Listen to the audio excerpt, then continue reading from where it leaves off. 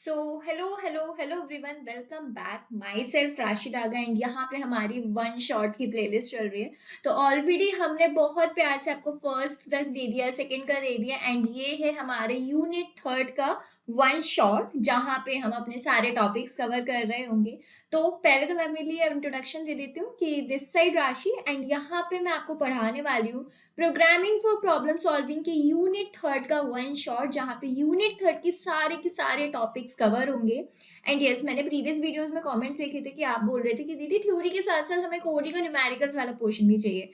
देखो, थ्योरी तो आपको यहाँ मिल ही रही है, रही बात आपकी कोडिंग की, न्यूमेरिकल्स की, तो ऑलरेडी जब मैंने प्लेलिस्ट बनाई थी तो वहाँ पे मैंने अनलिमिटेड आपको क्वेश्चन सॉल्व करवाए हैं, तो आप प्लीज़ वो देख लो। यहाँ पे आप विजिट कर सकते हो for the theory purpose and आपके जो एग्जाम्स के में आएंगे मोस्टली आपसे थ्योरी ही पूछी जाएगी and I am covering this topics these here. तो without any further delay we are going to start a beautiful session which is based on unit third one shot. देखो, snacks वगैरह बाद में मैं आपको ब्रेक दूंगी, ले सकते हो आप 5-10 मिनट का ब्रेक, पर हाँ आओ अब बैठो, अपने नोट्स वगैरह निकालो और डेडिकेटेड फोन को साइड रख देना है, सबको साइड रख देना है और अब डेडिकेटेड 1 घंटा तो मिनिमम, चलो एक नहीं आधा घंटा तो अब मिनिमम दे ही दो, ठीक है। तो चलिए अब हम स्टार्ट करते हैं अपने फर्स्ट स्लाइड, फर्स्ट टॉपिक जो कि है हमारा व्हाट इज आइट्रेशन इन सी। देखो यहाँ पे सिर्फ मैं वही आपको स्टार्टिंग से बोलती चल रही हूँ, यहाँ पे आपकी जो लैंग्वेज यूज हो रही है वो है आपकी सी लैंग्वेज, बट ये जो कॉन्सेप्ट्स हैं जरूरी नहीं है सिर्फ आपकी सी ही लैंग्वेज के कॉन्सेप्ट्स में आते हो।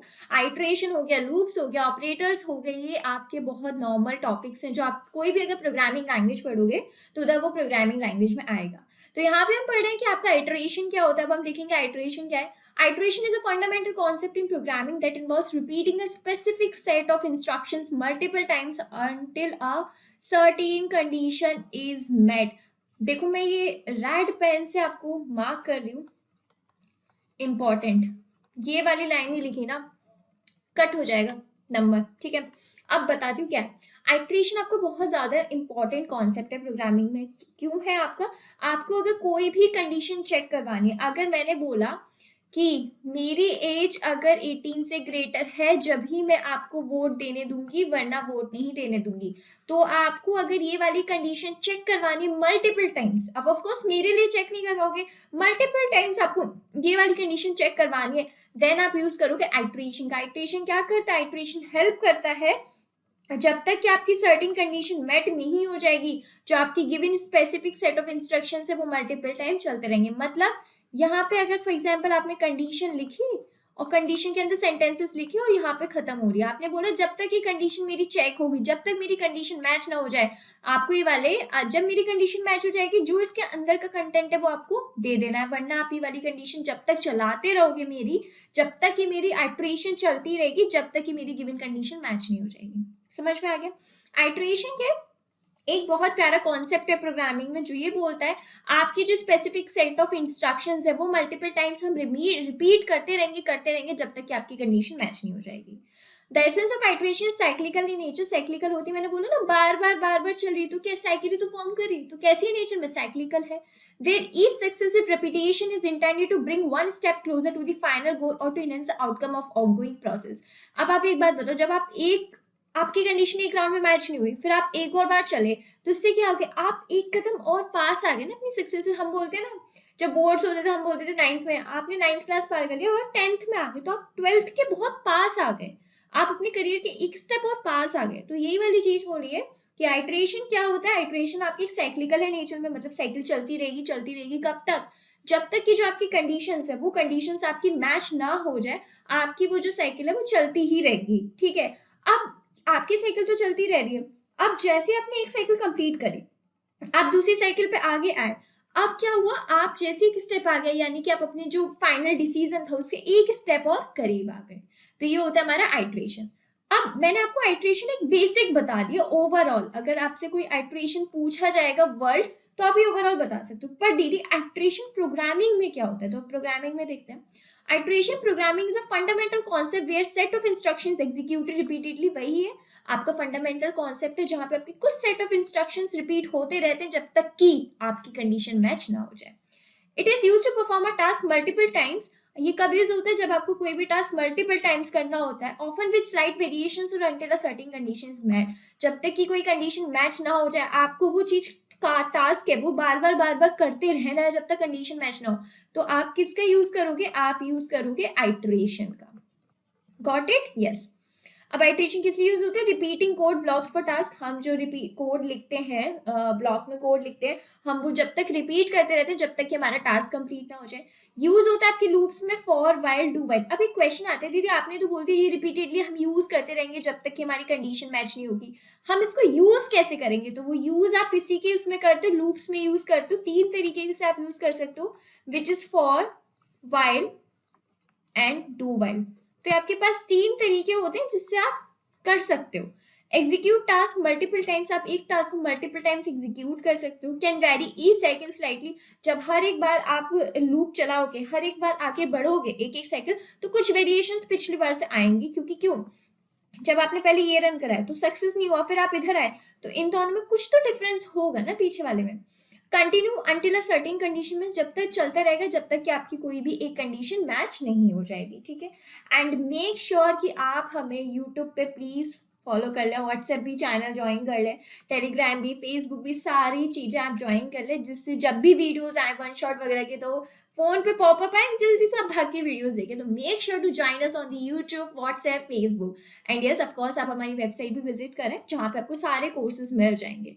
तो चलिए बढ़ते हैं हम आगे अपने नेक्स्ट है essential for task like traversing data structure, अपने डेटा स्ट्रक्चर्स को ट्रैवर्स कराने के लिए।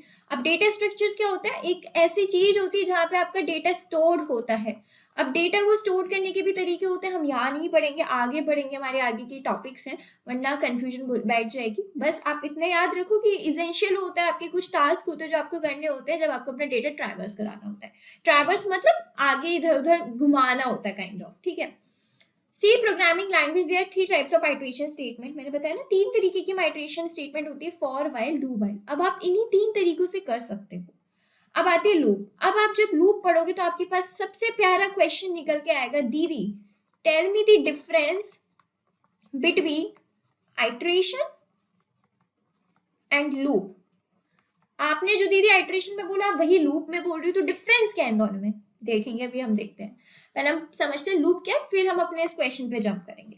लूप क्या है ना, loop is used to repeat a block of code until the specified condition is met. यहाँ पे भी सेम है, जब तक आपकी कोई भी जो भी कंडीशन है वो मैच नहीं कर जाएगी, आप जो ब्लॉक ऑफ कोड में लिखा है इसके अंदर करते जाओगे, एग्जीक्यूट करते जाओगे जब तक कि आपकी कंडीशन मैच नहीं होगी।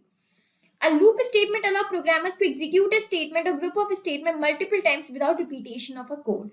अब लूप क्या करती है? लूप से ये फायदा हो जाता है कि आपको जो चीज बार बार करवानी है, आप वो बार बार प्रिंट नहीं करवा रहे होते, कोड को रिपीट नहीं कर रहे होते हो।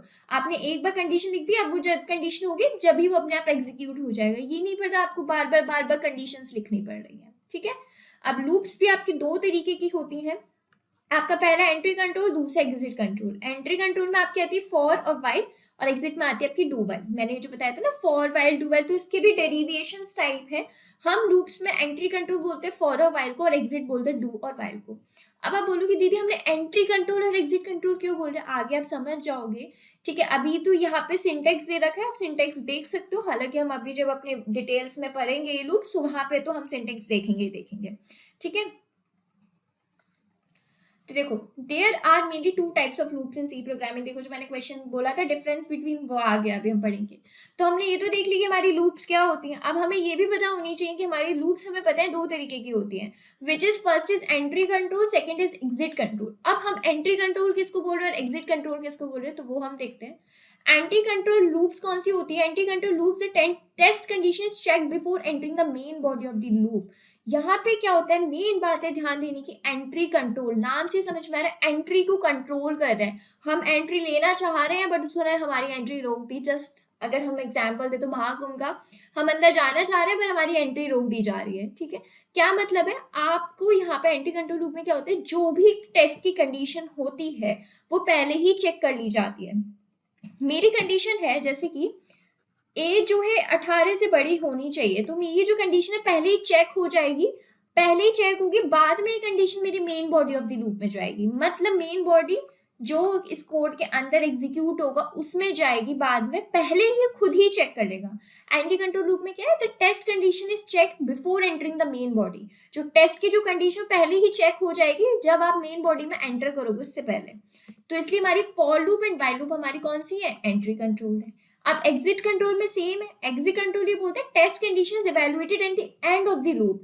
आपकी जो एग्जिट कंट्रोल क्या बोलते हैं, मैं आपकी जो टेस्ट की कंडीशन है वो चेक तो करूंगा, पर कब, जब मेरी लूप की जो मेन बॉडी है लूप में जब एंड हो जाएगी उसके बाद चेक करूंगा।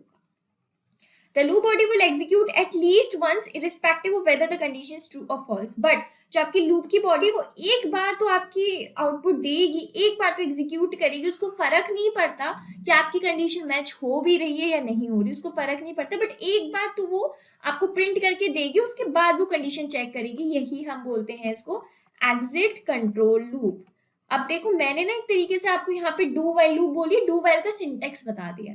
डू वाइल के सिंटेक्स में यही होता है, बट डोंट वरी अगर अभी आपको नहीं पता तो आपको इतनी टेंशन लेने की जरूरत नहीं है। अभी जब हम आगे लूप्स के बारे में पढ़ेंगे तो हम उधर लूप्स के बारे में देख रहे होंगे। फिलहाल तो अभी आपको समझ में आ गया होगा कि आइट्रेशन क्या होता है, जो कि मैंने आपको बता दिया, लूप्स क्या होते हैं, जो कि मैंने आपको बता दिया। लूप्स भी हमारे दो तरीके की होती है, which is entry control and exit control, वो भी मैंने आपको एक्सप्लेन कर दी। अब क्वेश्चन ये आते हैं जो मैंने अभी बोला कि क्वेश्चन आपसे पूछा जा सकता है, what is the difference between iteration and loops. Loops और आइट्रेशन के बीच में डिफरेंस क्या है। दोनों में आप ये बोल रहे दीदी जब तक स्पेसिफिक कंडीशन मेट नहीं होगी आप वो उसको रिपीट करते जाओगे, बट दीदी फिर फर्क क्या पड़ा, क्यों हम अलग अलग वर्ड्स कह रहे हैं। तो फर्क है, फर्क क्या है, looping is when we want to run through the same block of code a specific number of times or repeatedly until a certain condition is met। Looping क्या है, लूपिंग ये बोलता है आप अपने जो कोड आपने लिखा है, जो ब्लॉक ऑफ कोड्स है, ये जो आपके ब्लॉक ऑफ कोड्स हैं, आप उसको बार बार रन कर रहे होते हो स्पेसिफिक नंबर ऑफ टाइम्स तक, जब तक कि आपकी कंडीशन मेट नहीं होती। आपने कुछ नंबर ऑफ टाइम में उसने बोल दिया कि मैं सिर्फ 5 बार रन करूंगा। लूप में ना आप स्पेसिफिक नंबर ऑफ टाइम, जितनी बार आपको लूप रन करनी है, जितनी बार आपको ये कंडीशन मेट करवानी है, आप पहले ही बता देते हो। आपने बोल दिया मैं सिर्फ ये जो कंडीशन 10 बार चेक करवाऊंगा, तो आपने स्पेसिफिक नंबर ऑफ टाइम्स बता दिया है लूप में। We specifies this condition within the loop. Iteration occurs when we want to execute code for each time in a collection, usually elements in an array properties of an object। Iteration कब आता है, iteration जब आता है जब आपको code को एक बार तो आपको चेक करना ही करना है। ये मेनली आपके एरे में आता है। एरे आपका डेटा स्ट्रक्चर है, बहुत कॉमन, हम इतना ध्यान नहीं देंगे वरना दीदी आप तो खिचड़ी पका रही हो, ठीक है। तो आप इतने याद रखो, लूपिंग क्या करते हैं, लूपिंग में आप स्पेसिफिक नंबर ऑफ टाइम बता देते हो कि नहीं भैया मुझे इतनी बाहरी कोड को चलाना है, ठीक है। बट ऐसा आपके आइट्रेशन में होता नहीं है। आइट्रेशन में क्या आप एक बार तो अपने कोड को एग्जीक्यूट करते ही करते हो, ठीक है। तो आई होप आपको डिफरेंस भी समझ में आ गया होगा, basic difference between iteration and loop, ठीक है।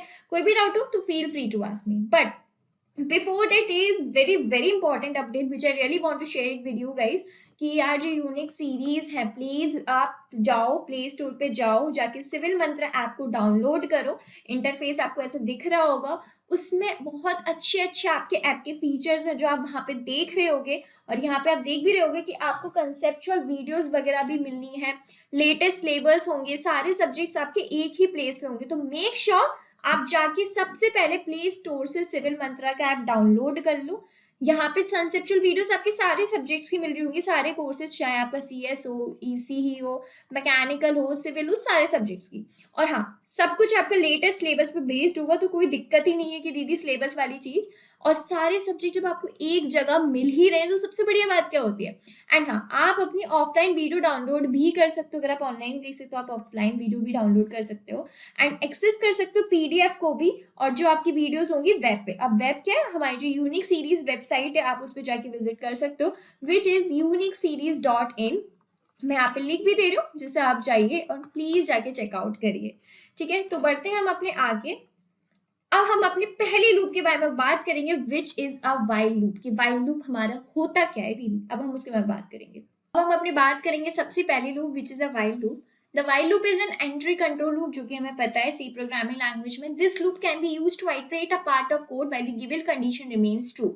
ये आपकी जब होती है, जब आपकी जो भी कंडीशन है अगर वो ट्रू हो गई है तो उसके अंदर जो भी कोड लिखा है वो आइटरेट होता है, वो रन होता है। जैसे पहले तो हम सिंटेक्स देखते हैं।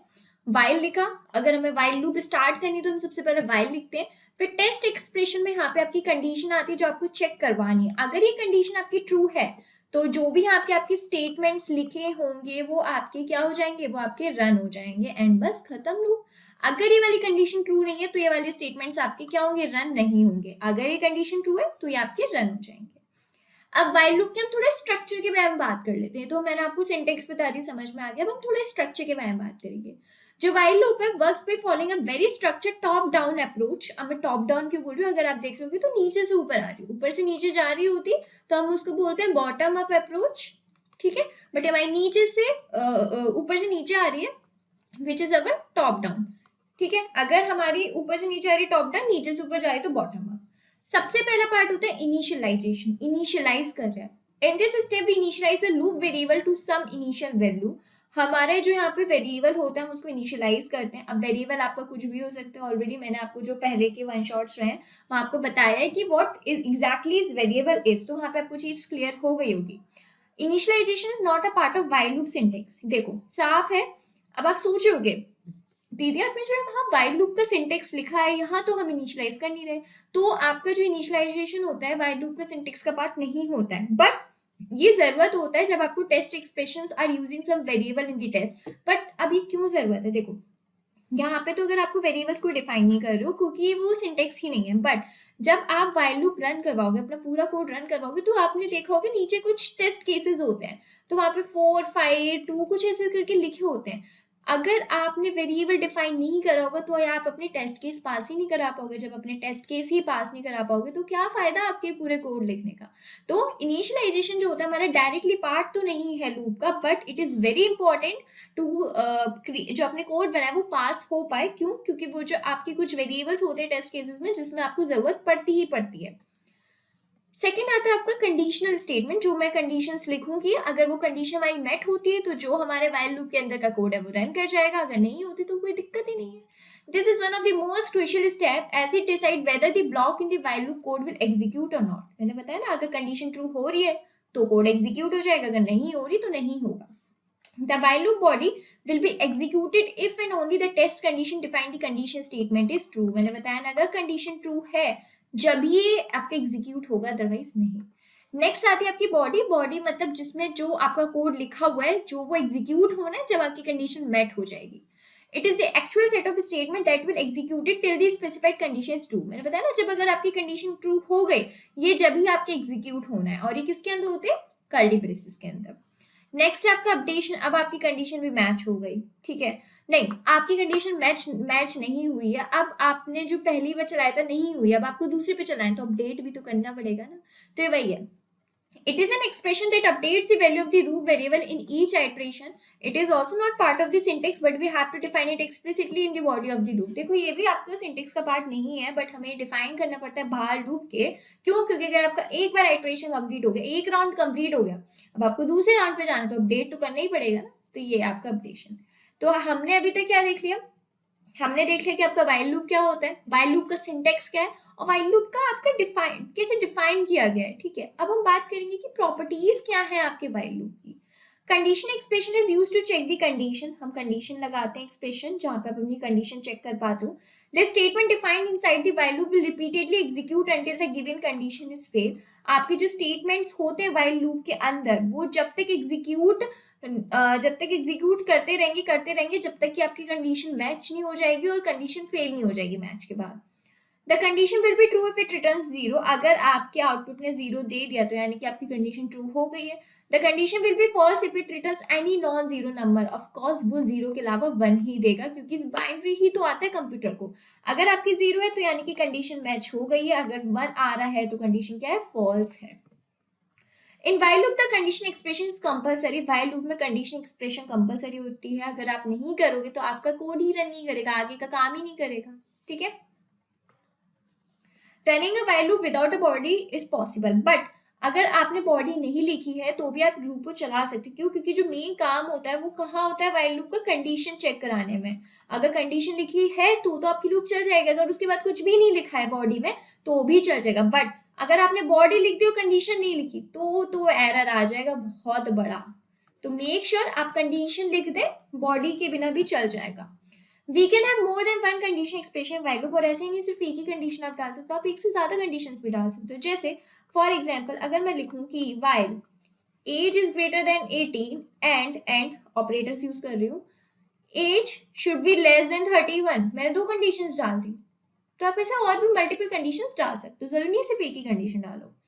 The loop body contains only one statement and the braces are optional. अगर ये लिखा उसके बाद मैंने सिर्फ डायरेक्ट लिख दिया कि sorry this is the syntax of basically C plus plus, but हम सी की बात करें तो हम सी के उसमें ही लिखेंगे, ठीक है। Wait, print F yes I can vote, ठीक है। अगर मेरी लूप बॉडी है जो उसमें सिर्फ एक ही स्टेटमेंट मैंने लिखा है तो उसमें ब्रेसेस आपके ऑप्शनल है, मैंने देखा ब्रेसेस लगाओ या ना लगाओ कोई एरर नहीं देगा। बट अगर मैं नीचे एक और प्रिंट एफ लिख रही हूँ तो एरर दे देगा, जब तो मुझे ब्रेसेस लगाने ही पड़ेंगे। कहने का मतलब ये, अगर आप एक स्टेटमेंट लिख रहे हो तो आप ब्रेसेस के बिना भी लिख सकते हो, बट अगर आपको एक से ज्यादा लिखने हैं then you will make sure कि आप ब्रेसेस लगा ही रहे हो। तो यहाँ तक हमारी बात थी वाइल लूप की। आई होप आपको वाइल लूप समझ में आ गया होगा, कोई भी दिक्कत नहीं होगी। पढ़ते हैं आगे, which is our next, which is do while loop. की डू वाइल लूप हमारा क्या होता है?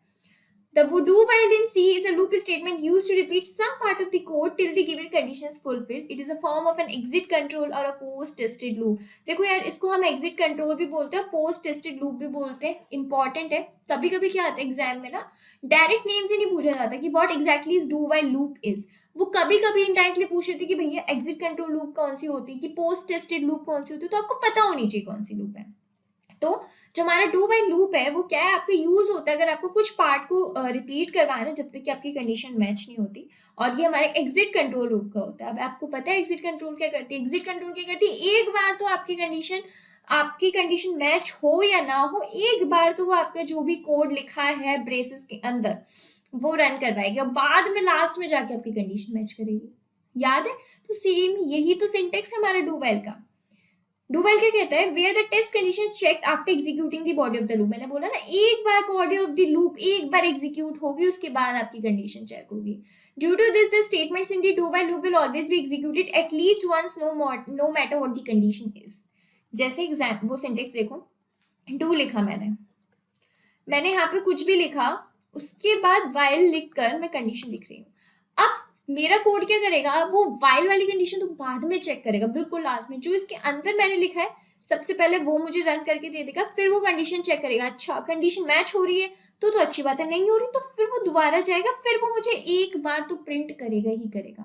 मतलब डू वाइल में आपने जो भी लिखा है एक बार आपका प्रिंट होना ही होना है, और उसके बाद आपकी कंडीशन चेक होगी। ठीक है, तो ये मैंने आपको डू वाइल का भी सिंटेक्स बता दिया। आई होप आपको समझ में आ गया होगा। अब बात करते हैं हम अपने फॉर लूप की। अब देखो यहाँ पे क्वेश्चन आ सकता है, दीदी आप हमें कोड में करके नहीं बता रही हैं। तो देखो, अगर आपको कोड वगैरह चाहिए तो ऑफकोर्स अगर मैं यहाँ पे कोडिंग वाला पार्ट इंक्लूड होंगे तो बहुत लंबा वन शॉट हो जाएगा, फिर आप बोलोगे दीदी ये वन शॉट तो नहीं है। तो मेक श्योर अगर आपको कोडिंग वाला पार्ट चाहिए, न्यूमेरिकल्स वाले चाहिए, नॉट अ न्यूमेरिकल्स की कोड वगैरह के क्वेश्चन कैसे आ सकते हैं, तो मेक श्योर जो प्लेलिस्ट मैंने पहले बनाई हुई है प्रोग्रामिंग फॉर प्रॉब्लम सॉल्विंग की, आप वहां जाके आराम से देख लें। ठीक है, बढ़ते हम अपने आगे नेक्स्ट लूप पे, which is our for loop. For loop क्या होती है? For loop in C language provides a functionality or a feature to repeat a set of statements a defined number of a times.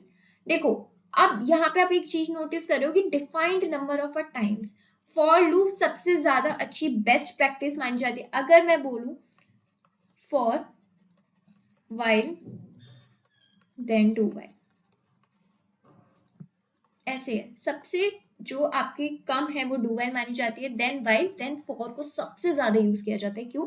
जो for language है आपकी, जो उसमें set of statements होते हैं वो आपके रिपीट होंगे डिफाइंड नंबर ऑफ टाइम। जितनी बार यूजर ने डिफाइन करा होगा सिर्फ उतनी बार ही प्रिंट होंगे, उससे ज्यादा बार प्रिंट नहीं होंगे। The for loop is itself a form of an entry control loop. Unlike the while loop and do while loop, the for loop contains the initialization, condition and updating statement as a part of its syntax. अभी आपने देखा था जब हमने while loop पे structure पढ़ा था, तो उसमें क्या था, जो आपका इनिशियलाइजेशन था और जो अपडेशन था वो पार्ट नहीं था सिंटेक्स का, सिर्फ कंडीशन थी, और ना ही हमने डू वाइल में देखा। बट फॉर लूप में क्या, आपका इनिशियलाइजेशन हो गया, कंडीशन हो गया, अपडेशन किसका पार्ट होती है? सिंटेक्स का पार्ट होती है। It is mainly use to traverse arrays vectors and other data structures में पता है ना सबसे ज्यादा यूज होती है, तो जो आपके और डेटा स्ट्रक्चर्स हैं उसमें भी यूज होती है, which is arrays vectors and data structures, तो बाकी के होते हैं। अब हम देखते हैं सिंटेक्स क्या होता है। सबसे पहले ऑफ कोर्स अगर आपको स्टार्ट करना है तो फॉर लिखोगे। मैंने बताया था यहाँ पे इनिशियलाइजेशन कंडीशन अपडेशन पार्ट होती है सिंटेक्स का। तो सबसे पहले आपका इनिशियलाइजेशन आ गया, फिर आपके यहाँ कंडीशन, देन आपका अपडेशन, फिर आपका जो भी कोड है वो। ठीक है, अब देखो इसमें क्या होता है। इनिशियलाइजेशन में आप अपने वेरिएबल्स को इनिशियलाइज करते हो, यहाँ पे आप अपनी कंडीशन चेक करवाते हो कि आपकी कंडीशन क्या है, और अपडेशन में आप अपनी जो कंडीशन है वो मैच नहीं हुई है तो आप अपना जो इनिशियलाइजेशन करा था उसको +1 या प्लस मतलब आगे बढ़ा देते हो, इन शॉर्ट। ठीक है, अब हम देखते हैं अब हमारा स्ट्रक्चर क्या होता है फॉर लूप का। The for loop follows a very structured approach where it begins with initializing a condition, then checks the condition, and in the end execute condition statement followed by an updation of values. तो उसने बोला सबसे पहले तो आपकी condition को initialise करेगा, मतलब वेरिएबल्स को इनिशियलाइज करेगा, फिर आपकी कंडीशन स्टेटमेंट्स को चेक करेगा, एट लास्ट उसको अपडेट कर देगा अगर कंडीशन मैच नहीं हुई होगी तो। सबसे पहले initialization, this step initialize a loop control variable with an. तो उससे पहले अभी हम अपने इनिशियलाइजेशन पढ़े, मेक श्योर आप uniqueseries.in वाली वेबसाइट को विजिट करें, जो कि हमारी ऑफिशियल वेबसाइट है जहाँ पे आपको सारे के सारे आपके कोर्सेज मिल जाएंगे। तो हमारे इनिशियलाइजेशन क्या होता है, यहाँ पे आप अपनी वैल्यू को इनिशियलाइज करते हो, क्यों, जिससे आपका जो लूप है प्रोग्रेस हो पाए और चेक कंडीशन को चेक करने में आसानी हो। It acts as index value when iterating an array और स्ट्रिंग। अभी वाला पार्ट छोड़ दो क्योंकि आपने एरे और स्ट्रिंग नहीं पढ़ा है तो आपको समझ नहीं आएगा, बट इन शॉर्ट मैं ये बताना चाह रही हूँ फॉर लूप इनिशियलाइजेशन का मतलब ये होता है जो भी आपका वेरिएबल है आपने उसको इनिशियलाइज कर दिया, स्टार्ट दे दी, स्टार्टिंग चीज पकड़ा दी, जिससे अब क्या फायदा होगा, जब आपकी कंडीशन चेक होगी तो उसको उसमें आसानी होगी, ये वाली चीज। नेक्स्ट है आपका चेक या टेस्ट करना कंडीशन को। This step of the for loop define the condition that determines whether the loop should continue executing or not. यहाँ पे आपकी कंडीशन दी जाती है, बताती है कि जो आपकी लूप है वो एग्जीक्यूट होगी आगे या नहीं होगी। अगर कंडीशन मैच कर जाएगी तो हम क्यों ही एग्जीक्यूट लेंगे लूप, अगर कंडीशन मैच नहीं करेगी तो हम मना कर देंगे कि नहीं भैया अभी भी आगे करती रहिए। The condition check before each iteration, हर एक आइट्रेशन में आपकी कंडीशन चेक होती है, and if it is true, अगर कंडीशन मैच हो जाती है तो आपके जो आइट्रेशन है लूप का कंटिन्यू रहता है, otherwise the loop is terminated. अगर होता है तो आपका जो भी आपके अंदर के स्टेटमेंट्स लिखे होंगे कोड वो एग्जीक्यूट हो जाते हैं, अगर कंडीशन मैच नहीं होती तो लूप टर्मिनेट हो जाता है, मतलब बाहर निकल जाता है, फिर आपका अपडेट होता है, फिर वो आगे बढ़ता है। ठीक है, तो आपको इनिशियलाइजेशन वाला पार्ट समझ में आ गया, कंडीशन को चेक करने वाला पार्ट समझ आ गया। नेक्स्ट आता है आपका बॉडी। बॉडी का it is a set of statements, कुछ सेट ऑफ स्टेटमेंट होते हैं, या कोई वेरिएबल्स हो सकते हैं, फंक्शंस हो सकते हैं जो एग्जीक्यूट होते हैं जब तक कि आपकी कंडीशन मैच नहीं हो जाए। जैसे ही आपकी कंडीशन मैच हो जाएगी, जो बॉडी के अंदर की लिखी राम कथा है वो आपकी प्रिंट हो जाएगी, और ये किसके अंदर होते हैं, ब्रेसेस के अंदर होते हैं। नेक्स्ट है आपका अपडेशन। अपडेशन क्या करते हैं, this specify how the loop control variable should be updated after each iteration of the loop. ये बताता है कि जो आपका वेरिएबल है वो कैसे अपडेट होगा हर एक लूप के टर्मिनेट होने के बाद, आइट्रेशन के खत्म होने के बाद। जनरली हम इसको इंक्रीमेंटेशन भी बोलते हैं, डिक्रीमेंटेशन भी बोलते हैं। देखो यहाँ पे आपका इंक्रीमेंट भी हो सकता है और डिक्रीमेंट भी हो सकता है। अब रही बात इंक्रीमेंट और डिक्रीमेंट की, इतना नहीं समझाऊंगी मैं आपको, वरना दिक्कत हो जाएगी, बस इतने याद रखो। जैसे आपने फॉर एग्जाम्पल मैंने इनिशियलाइज किया कि आई को मैं इनिशियलाइज करी हूँ 0 से, और आई की वैल्यू जब तक 5 बार प्रिंट ना हो जाए, 5 से छोटी ना हो जाए, जब तक आप वो प्रिंट करते रहे ना, और आई को प्लस कर देना, आगे बढ़ा देना। तो ये क्या हो गया, ये मेरा इनिशियलाइजेशन हो गई, ये मेरी कंडीशन हो गई, मैंने अपडेट दे दिया। ठीक है, अब मैं एक बार बोल दूं कि मैं अपने इंट आई को स्टार्ट कर रही हूँ 5 से, और आई जब तक मेरा 0 ना हो जाए चलते रहना, और आई को माइनस करना, यानी कि मैंने स्टार्ट किया है बड़े नंबर से, मैं बोल रही हूँ मेरी कंडीशन जब तक 0 ना हो जाए जब तक चलते रहो, और उसको अपडेट कर दो, उसको घटाते रहना है इधर, और इधर क्या है, बढ़ाते रहना है। तो मैं ये कहना चाह रही हूँ इन शॉर्ट, जो आपकी अपडेशन वैल्यूज होती हैं वो आपकी इंक्रीमेंटेशन में भी हो सकती है और डिक्रीमेंटेशन में भी हो सकती है, दोनों तरीके से हो सकती है। अब बात आती है एडवांटेजेस क्या है फॉर लूप के। सबसे पहले प्रोवाइड करता है कोड की रीयूजेबिलिटी, आपको कोड बार बार नहीं लिखना पड़ता, आप कोड को यूज कर सकते हो, और आप देख भी रहे हो एक ही साथ सारी चीजें आ गई। कोड साइज डिक्रीज, अब आप बार बार कोड नहीं लिख रहे हो तो ऑफकोर्स कोड का जो साइज है वो डिक्रीज कम हो जाएगा। Traversing in data structures like array and string become easy, अगर आपको डेटा स्ट्रक्चर्स को ट्रैवर्स करना है जैसे कि आपके एरे और स्ट्रिंग हो गए तो वो आसान हो जाता है। ठीक है, तो ये थी हमारी फॉर लूप। अब हम कुछ डिसएडवांटेजेस भी देखेंगे फॉर लूप के। Can't skip any element while traversing, अगर मैं चाहती हूँ कि मैं चौथा वाला एलिमेंट स्किप कर दूँ, मैं नहीं कर सकती हूँ, ठीक है। ऑन ये सिंगल कंडीशन फॉलो, यहाँ पे सिर्फ और सिर्फ सिंगल कंडीशन ही फॉलो होती है, मल्टीपल कंडीशन में यहाँ नहीं लगा सकती। आगे बताऊंगी वो कैसे लगा सकते हैं, वो हम लगा सकते हैं अपनी नेस्टेड लूप्स में, जो हमने पढ़ेंगे अभी, ठीक है। जब आपने नेस्टेड इफ एल्स पढ़ा तो सेम वैसे ही है। नेक्स्ट आती है लूप आपकी इनफाइनाइट और वाइल लूप। अब आप बोलोगे दीदी आपने तो हमें सिर्फ 3 ही लूप बताई थी, which is for, while and do while. तो अब ये दीदी इनफाइनाइट वाइल लूप कहाँ से आ गई? कोई नहीं, हम समझते हैं। इनफाइनाइट वाइल लूप क्या है? Infinite while loop is created when the given condition is always true. देखो मेन तो ये 3 होती है। इनफाइनाइट वाइल लूप आपको समझ में आ रहा होगा कहाँ से निकली है, ये आपकी वाइल लूप से निकली है। तो इनफाइनाइट वाइल लूप जब क्रिएट होती है जब आपकी कंडीशन हमेशा ट्रू होती है। इनफाइनाइट का मतलब क्या होता है? हमेशा चलते रहना, कभी रुकना ही नहीं। तो आपकी इनफाइनाइट वाइल लूप भी जब क्रिएट होती है जब आपकी कंडीशन हमेशा ट्रू रहती है। It is encountered by programmers in when true. ये कब प्रोग्रामर्स यूज करते हैं? जब आपकी कंडीशन हमेशा ट्रू है। इट इज, ये कब होती है? जब आपकी टेस्ट कंडीशन इनकरेक्ट हो जाए या अपडेशन स्टेटमेंट प्रेजेंट ही ना हो। अब मैं एक ही चीज बार बार प्रिंट करवाई जा रही हूँ, अपडेट तो कर ही नहीं रही हूँ, तो वो ऑफकोर्स इनफाइनाइट ही प्रिंट करेगी। अब मेरी टेस्ट कंडीशन ही गलत है तो वो चीज प्रिंट ही करती चली जाती है। तो ये मैंने 2 बेसिक केसेस बताए हैं जहां पे आपकी इनफाइनाइट वाइल लूप हो सकती है, ठीक है। समझ आ गया होगा, एग्जाम्पल देखते हैं, समझ आएगा। जैसे मैंने ये स्टार्टिंग बताया, सी को अगर हमें लिखना है प्रोग्राम तो hashtag include studio dot H लगाते हैं, देन इंट में मैंने 2 वेरिएबल्स डिफाइन करे which is gfg1 is to 1, gfg2 is to 1, दोनों ही 1 से इनिशियलाइज करा। फिर मैंने बोला जब तक कि मेरी gfg1 10 ना हो जाए आपको चीज प्रिंट करनी है विच इज gfg2 को gfg2+1 करना और प्रिंट करना है वेलकम टू सिविल मंत्रा, ठीक है। यहाँ पे सॉरी आउटपुट्स गलत हो गए, which is a welcome to Civil Mantra, ठीक है। बट हम यहाँ पे मेन जो है वो फंडा समझ रहे होंगे। जब मैंने यहाँ पे अपने ध्यान से समझना, GFG जो 1 था उसको भी 1 से ही करा है, सॉरी 1, और जो हमारा GFG2 था उसको भी 1 से इनिशियलाइज करा है। जब मैंने बोला जब तक कि मेरी GFG1 जो है वो 10 से छोटी है, जब तक 10 के बराबर नहीं हो रही, तो मेरी जो GFG2 है which is 1 is equal to 1+1 कर देना है, यानी कि बात की जाए तो 2 हो जाएगी मेरी, फिर आप प्रिंट कर देना। बट अगर आप देखो तो यहाँ पे उसने अपडेट कहाँ करा है? GFG1 को किया है, कहीं अपडेट नहीं, उसने तो GFG2 को अपडेट किया है। तो यहाँ पे क्या सिविल मंत्रा इनफाइनाइट बार प्रिंट होता चला जाएगा। समझ में आ गई कि नहीं? आपने जो कंडीशन दी है वो आपने GFG1 की दी है, बट आप तो उसको अपडेट ही नहीं कर रहे हो ना, तो अनलिमिटेड टाइम प्रिंट्स होगी। तो ये वाली चीज है। As seen in the above example, the loop will always remain the same, resulting till infinite because the loop variable is always true। तो हमेशा true रहेगा ना। आपने तो अपडेट वाला वेरिएबल ही नहीं बताया, यानी कि तो उसको पता ही नहीं कि मुझे कब अपडेट करना है कब रुकना है, तो वो इनफाइनाइट प्रिंट करता चला जाएगा। नेक्स्ट आती है nested do while loop in C.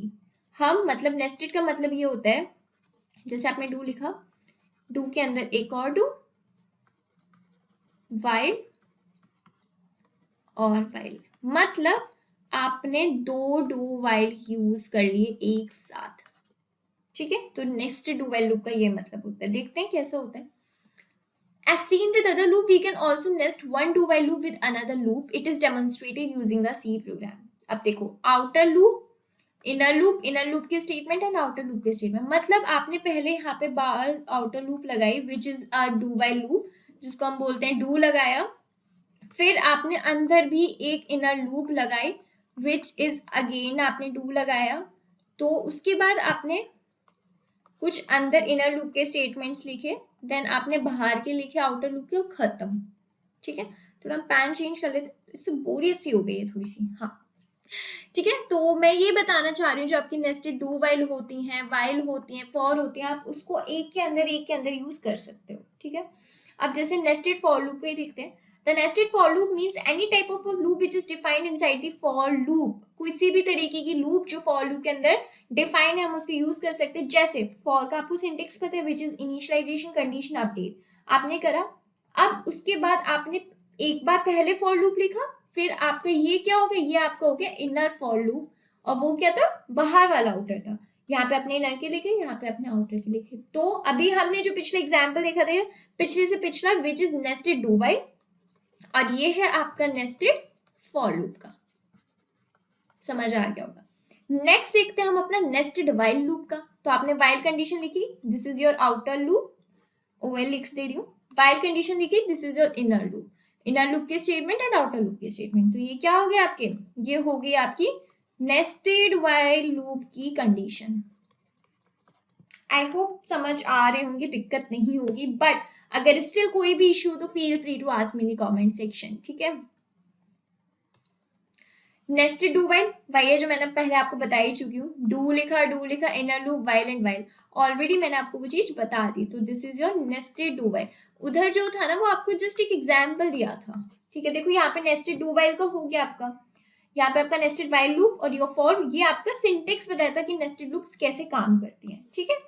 तो आई होप अब आपको ये नेस्टेड वाली तो चीजें क्लियर हो गई होंगी, कोई भी डाउट नहीं होगा, ठीक है। अब हमारा आता है नेक्स्ट सी ब्रेक स्टेटमेंट। अब सी में ब्रेक स्टेटमेंट कैसे यूज होता है दीदी, अब ब्रेक स्टेटमेंट की बारी आई है। तो ये जो वर्ड देख रही हो आप, ब्रेक, थोड़ा सा अगर हमें ब्रेक मिल जाए तो ठीक है। आई नो आप लोग थोड़ा थक गए होंगे क्योंकि काफी लंबी प्लेलिस्ट होने वाली है, मतलब प्लेलिस्ट इन द सेंस काफी लंबी वीडियो होने वाली है यूनिट 3 की। तो आप 10-15 मिनट का ब्रेक अपने अकॉर्डिंग ले सकते हैं, वीडियो को पॉज करिए और फिर जल्दी से भाग के वापस आना, हम आगे कंटिन्यू करेंगे अपना सी ब्रेक स्टेटमेंट, ठीक है। तो अब हम बात करेंगे कि अपना ब्रेक स्टेटमेंट क्या होता है। The break is a keyword in C which is used, wait, हाँ, the break is a keyword in C which is used to bring the program control out of the loop. मतलब break statement क्या होता है, like for example आपने ये जैसे code लिखे हैं, ठीक है, आपने इसके अंदर कोड लिखा, अब आपने अगर इसके अंदर लिख दिया ब्रेक, तो क्या होगा, आपने जो भी कोड लिखा होगा उसके बाद आपकी लूप से बाहर आ जाओगे, मतलब आपका फाइनल आउटपुट आ जाएगा, आप दोबारा उस लूप में फंसोगे नहीं। जैसे फॉर एग्जांपल मैं लिख रही थी ना, अभी मैं वाइल लूप का ही ले लेती हूँ, ठीक है। मैं लिख रही थी वाइल कंडीशन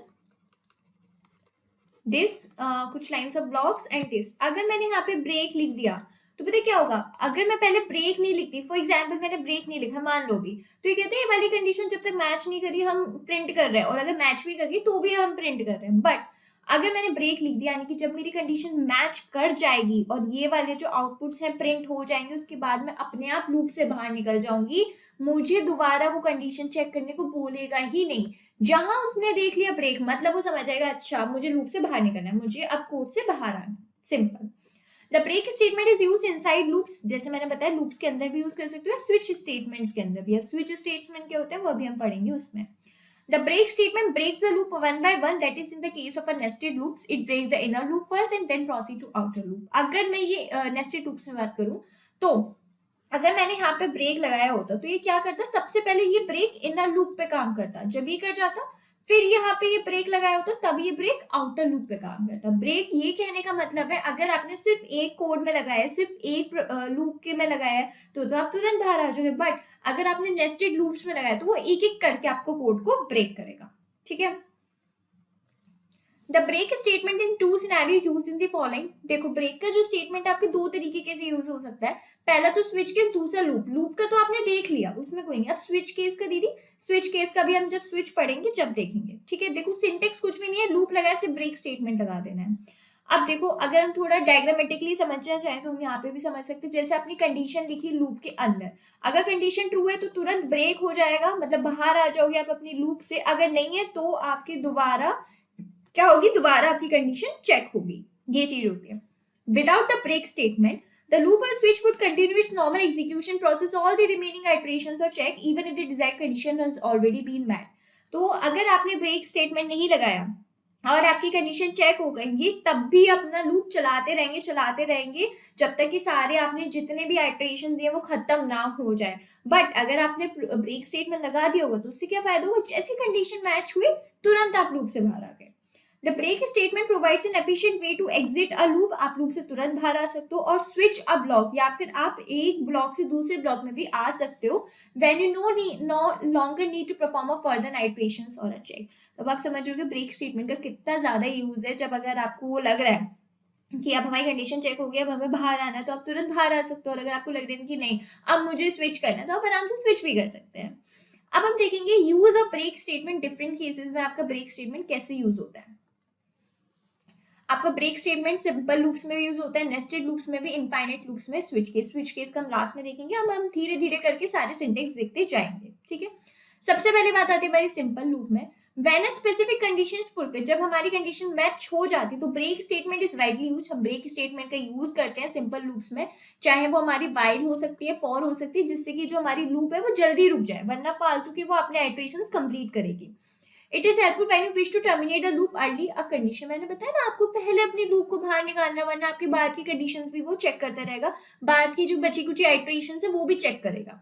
सिंटेक्स क्या होता है, वाइल की कंडीशन लिखी, यहाँ पे कोड लिखा, आपने कुछ और कंडीशन लिखी, अगर ये वाली कंडीशन मैच हो जाएगी जब ये आप लूप से बाहर निकल जाओगे।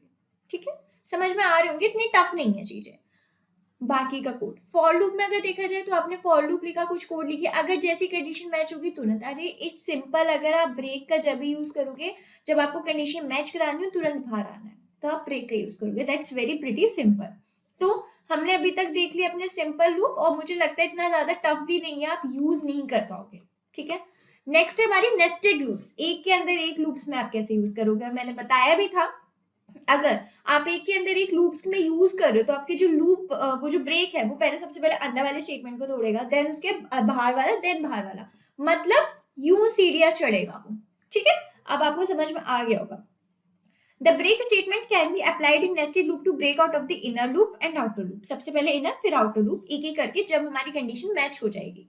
It allows you to stop further iteration multiple loops at once, ये बंद करवा देता है आप जो और भी आइट्रेशंस परफॉर्म कर रहे होते हो बाकी की जो आपकी मल्टीपल लूप्स होती है उसमें।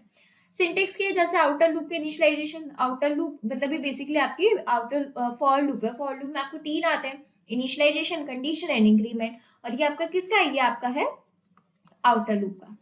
ठीक है, तो आउटर लूप का हुआ, फिर आपने कोड लिखा आउटर लूप का, फिर आपने तुरंत इनर लूप का लिखा और इनर लूप का कोड, आपने कुछ इफ करके कंडीशन लगाई, अगर ये वाली कंडीशन दोनों इनर और आउटर लूप ने मैच कर दी होगी सो ही आपका ब्रेक हो जाएगा, आपको बाकी के कोड को देखने की नीड ही नहीं पड़ेगी, बाकी के जो आपके आइट्रेशंस है वो आपको करने की नीड ही नहीं पड़ेगी, आप तुरंत क्या आ जाओगे, तुरंत आप बाहर आ जाओगे। तो आई होप अब आपको समझ में आ गए होंगे कि ब्रेक स्टेटमेंट क्या होते हैं।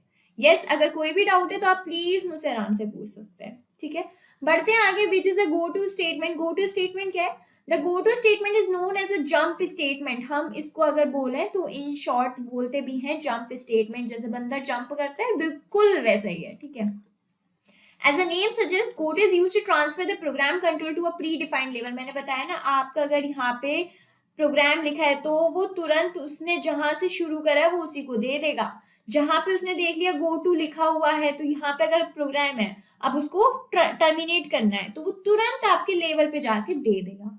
ठीक, थोड़ा थोड़ा समझ में, कोई नहीं अभी हम आगे देखेंगे। The go to statement can be use to repeat some part of the code, go to statement का हम यूज क्यों करते हैं, अगर हमें कोई part of the code repeat करवाना होता है। एंड मेक श्योर वही आप यूट्यूब, व्हाट्सएप, टेलीग्राम, फेसबुक पे ज्वाइन कर लीजिएगा। ठीक है, आगे बढ़ते हैं। फॉर अ पर्टिकुलर कंडीशन, अगर हमने कोई कंडीशन दे रखी है हमें उसको रिपीट करना है तो हम गो टू स्टेटमेंट्स का यूज करते हैं। It can also be use to break the multiple loops which can not be able to done by using a single break statement. अब ये इसलिए भी यूज होता है अगर आपके पास मल्टीपल लूप्स आप उनको ब्रेक करना है जो कि एक सिंगल ब्रेक स्टेटमेंट नहीं कर पा रहा है, देन आप गो टू स्टेटमेंट्स का भी यूज करते हो। However, using GoTo is avoided these days since it makes the program less readable and complicated. But आजकल हम जो है GoTo का यूज नहीं करते, क्यों, क्योंकि प्रोग्राम को कम रीडेबल बनाता है, बहुत ज्यादा कॉम्प्लिकेटेड भी करता है, बट एटलीस्ट हमें पता होना चाहिए कि GoTo स्टेटमेंट भी कुछ होता है। सिंटेक्स क्या है, लेबल कुछ part of the code and go to label, मैंने बताया लेबल जहां उसको लिखा दिख गया और कुछ कोड है और उसने देखा कि गो टू लेबल मतलब अब मुझे अगर टर्मिनेट होना है तो ये भाग के कहाँ चला जाएगा, अपने लेवल पे चला जाएगा, जंप कर जाएगा। ठीक है, अब हम इसको एक प्रोग्राम से समझेंगे, मुझे लग रहा है आपको नहीं समझ में आया होगा तो हम इसको एक प्रोग्राम से समझेंगे। जैसे हैशटैग इंक्लूड, ये तो आपकी हेडर फाइल है इंट मेन, यहाँ पे अपने नम और आई को इनिशियलाइज करा है, प्रिंट बोला है कि आपको नंबर एंटर करने जिसकी आपको प्रिंट करवानी है टेबल, तो आपने इनपुट ले लिया यूजर से, अब आपने टेबल बनाई। ठीक है, टेबल पे आपने प्रिंट करवाया, आई प्लस प्लस करा जो आपकी आई है, और आपने बोल दिया अगर आपकी जो आई है छोटी टेबल से जब भी करना है गो टू टेबल, अगर ये बड़ा हो जाएगा तो ये क्या कर देगा, उसने बोल दिया अगर ये कंडीशन हमारी मैट नहीं हो रही, फॉल्स हो रही है, तो उसने बोल दिया गो टू टेबल, तो ये तुरंत किधर भाग के चला जाएगा, टेबल जहां उसने लिखा होगा वर्ड वहां पे। समझ में आ गया, अब उसने 10 की टेबल प्रिंट करवाई और देखो 10 की टेबल प्रिंट करके दे दी। तो मुझे लगता है गो टू स्टेटमेंट भी क्लियर होगा, ये इतना बड़ा ट्रिकी नहीं है, इतना टफ नहीं है, ठीक है। और अगर अभी से चीजें टफ लग रही है तो आगे चल के आप यूनिट 4 और यूनिट 5 कैसे करेंगे, तो मेक श्योर बहुत चीजें आसान है, बस थोड़ा माइंड को फ्रेश करके आना है। दैट्स वाई मैंने अभी आपको ब्रेक दिया था, ठीक है।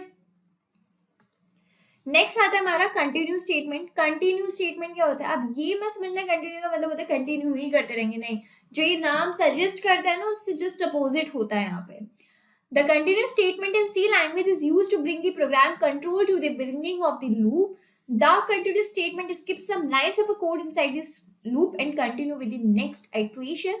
It is mainly used for a condition so that we can skip some code for a particular condition. देखो यहाँ पे क्या होता है, मेरी फॉर एग्जाम्पल लूप चल रही है, ठीक है। अब मेरा एक आइट्रेशन यहाँ पे कुछ आया है और यहाँ पे भी आ रहे हैं, पर मैं चाहती हूँ ये वाला आइट्रेशन मेरा प्रिंट ना हो, मैं नहीं चाहती ये चीज मेरी प्रिंट हो, तो मैं इसके अगर आइट्रेशन की चीज जो आइट्रेशन मैं प्रिंट नहीं कराना चाहती हूँ मैं लिख दूं कंटिन्यू, तो ये वाला मेरा क्या हो जाएगा, स्किप हो जाएगा, ये वाला मेरा कोड में ना ये वाला आइट्रेशन आएगा ही नहीं, ये इसके बाद डायरेक्ट इधर पहुंच जाएगा।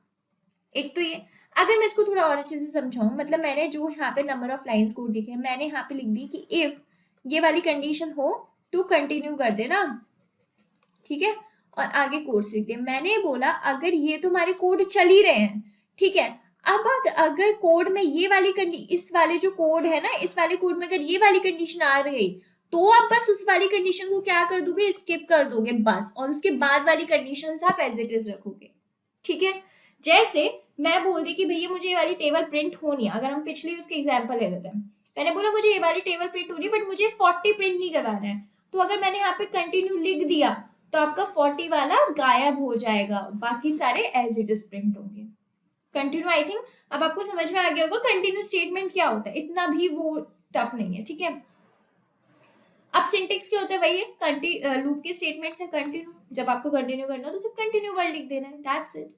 तो यहाँ पे हमारा खत्म होता है कंटिन्यू स्टेटमेंट। अब हम बात करते हैं एरे, जो कि मैं आपको कब से बोले जा रही हूँ, लाइक ये सबसे छोटू सा, अगर मैं बोलूँ छोटू सा डेटा स्ट्रक्चर है। स्टार्टिंग ही आपके डेटा स्ट्रक्चर की किससे होती है, एरे से होती है। अब एरे क्या है, array is defined as a collection of similar type of a data items stored as a contiguous memory location.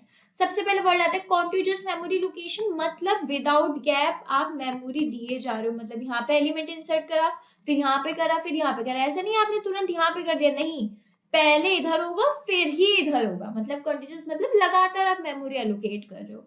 और एरे क्या होता है, collection of the similar type of data, अगर डेटा आया है इंटीजर तो इंटीजर टाइप का ही होगा, कैरेक्टर है तो कैरेक्टर, मतलब अगर यहाँ पे एप्पल है तो एप्पल ही स्टोर होंगे, अगर यहाँ पे चेयर है तो चेयर ही स्टोर होंगी। यानी कि एरे क्या होता है, पहली बात तो इसकी दो कैरेक्टरिस्टिक्स होती है, पहला तो एक कॉन्टिन्यूस होता है मतलब लगातार मेमोरी एलोकेट करवाता है, दूसरे क्या होता है यहाँ पे similar type of data stores होते हैं, मतलब अगर कैरेक्टर है तो कैरेक्टर होगा, इंटीजर है तो इंटीजर होगा। और जो एरेज है वो आपके डिराइव डेटा टाइप है, मतलब यहाँ पे हमने डिराइव करा है, खुद नहीं बने, ठीक है। नेक्स्ट हम देखते हैं एरे के बारे में। डिराइव डेटा टाइप है हमारी प्रोग्रामिंग लैंग्वेज में जो कि which can store the primitive type of a data. Derive data type है, हालांकि हमने उन्हें डिराइव नहीं करा बट ये हमारा primitive type of data store कर सकते हैं, जैसे हमारे इंटीजर है, कैरेक्टर है, डबल फ्लोट, जो मैंने बताया, जो होते हैं ना हमारे same data type of collections आने चाहिए वो यही स्टोर होते हैं। It also has the capability to store the collection of derive data types, but ऐसा नहीं है कि ये डिराइव्ड है तो डिराइव वाले स्टोर ही नहीं करेंगे, नहीं, ये प्रिमिटिव टाइप का भी डेटा स्टोर कर लेते हैं और डिराइव डेटा टाइप भी स्टोर कर लेते हैं, जैसे कि पॉइंटर्स हो गए, स्ट्रक्चर या एटसेट्रा। एरे जो है हमारा सिंपलेस्ट डेटा स्ट्रक्चर, मैंने बताया सबसे छोटा सा डेटा स्ट्रक्चर है जहां पे where each data element can be randomly access by using its index number. अब अगर आपको यहाँ पे डेटा को एक्सेस करना है, अब आप डेटा तो भर रहे हो, पर अब अगर आपको डेटा निकालना है तो डेटा कैसे निकालोगे, बाय द इंडेक्स नंबर। अब आप बोलोगे दीदी इंडेक्स नंबर क्या होता है, आगे चल के देखेंगे ना, क्या ही दिक्कत है, तो बस अभी के लिए आप इतना समझिए, अगर आपको डेटा इंसर्ट कर दिया, डेटा आपको निकालना है, तो आप डेटा कैसे निकालोगे, by the index number. C array is beneficial if you have to store similar elements. आपका एरे जब बेनिफिशियल है जब आपको सेम टाइप के एलिमेंट्स स्टोर करने हैं, जैसे एग्जांपल देखो, if we want to store, अगर हम स्टोर गए तो जो मार्क्स है स्टूडेंट के 6 सब्जेक्ट्स में, then we don't need to define different variables for the marks in different subject. अब हम अपने स्कूल वगैरह गए, अब हमें जो स्टूडेंट के मार्क्स स्टोर करने हैं 6 सब्जेक्ट्स के, तो अब हमें जरूरत नहीं है अलग अलग वेरिएबल डिफाइन करेंगे और अलग अलग मार्क्स देंगे, अलग अलग सब्जेक्ट देंगे, नहीं। अब जब हमारे पास एरे है तो हम क्या करेंगे, विच वी कैन स्टोर दी इस मार्क्स हर एक सब्जेक्ट की कॉन्टिन्यूस मेमोरी लोकेशन। जैसे कि अब हम क्या करेंगे, अब now we have a array, तो हम करेंगे कि यहाँ पे हमने मार्क्स लिखे, यहाँ पे हमने सब्जेक्ट लिखा, अब हम मार्क्स लिखते जा रहे होंगे, सब्जेक्ट लिखते जा रहे होंगे, तो हमने एक ही वेरिएबल, दो वेरिएबल डिफाइन करे और सब कुछ लिख दिया। तो ये होता है कमाल हमारा एरे का। By using the array, array को यूज करने we can access the element easily, आप एक्सेस कर सकते हो एलिमेंट को easily by using the index number. And थोड़ा बता देती हूँ, इंडेक्स नंबर आपका बाय डिफॉल्ट 0 से शुरू होता है, लाइक 0 1 2 3 4। अगर मैं बोल दूं मुझे 1 नंबर का चाहिए तो तुरंत मेरे को ये वाला डेटा दे देगा, ये होता है आपका index number. Only a few lines of code are required to access the elements of the array, कुछ ही लाइंस ऑफ कोड चाहिए होता है अगर आपको एलिमेंट एक्सेस करना हो, क्योंकि इंडेक्स नंबर आप देख रहे हो बस एक ही लाइन का तो कोड है। अब हम कुछ प्रॉपर्टीज देख लेते हैं। Each element of an array of same data type, मैंने बताया ना अगर आपको एरे को स्टोर करना है तो वहां पे आपका डेटा टाइप सारे सेम होने चाहिए, and carry the same size. Of course जब डेटा टाइप सेम है तो साइज भी उनका सेम ही होगा। Elements of the array stored it's continuous memory location में होने चाहिए, लगातार होने चाहिए, ऐसे नहीं एक के बाद दूसरा गैप है फिर तीसरे में आ रहा है। जहाँ पे फर्स्ट एलिमेंट जो है स्टोर्ड होगा at the smallest memory location, जो आपका पहला एलिमेंट है सबसे छोटी जो मेमोरी लोकेशन है वहां स्टोर होना है, क्योंकि स्टार्टिंग हमारी ऐसी हो रही होती है। Elements of the array can be randomly accessed since we can calculate the address of each element of the array with the given base address and the size of the data element. अब जो आपका element है array के, आप उनको आसानी से access कर सकते हो। कैसे? जो आपका एड्रेस होगा हर एक एलिमेंट का, मैं बोलूं मुझे ये वाला चाहिए, ठीक है, यहाँ का एलिमेंट का एड्रेस चाहिए, तो आप पता है कैसे उसको एक्सेस कर सकते हो, बेस एड्रेस जो है इनटू आप कर दोगे साइज जो होगा डेटा के एलिमेंट का। मतलब अगर सपोज मैं ये बोलूं बेस एड्रेस इसका है आपका 0 नंबर पे, मैंने बोला 0 है, साइज क्या इंटीजर्स हैं फॉर एग्जांपल, डेटा का साइज क्या इंटीजर हमारे 4 बाइट्स के होते तो आपका आंसर क्या हो गया, 0th पोजीशन हो गई है, ठीक है। अब अगर हम अपने नेक्स्ट पे बढ़ते तो नेक्स्ट हमारा बेस एड्रेस क्या है, 1 है, 1 पे आ गया, 1 इंटू साइज के इंटीजर तो 4, तो 4 आ जाता। तो अब आप समझ रहे हो कि कैसे हमें एक्सेस करना है, ठीक है।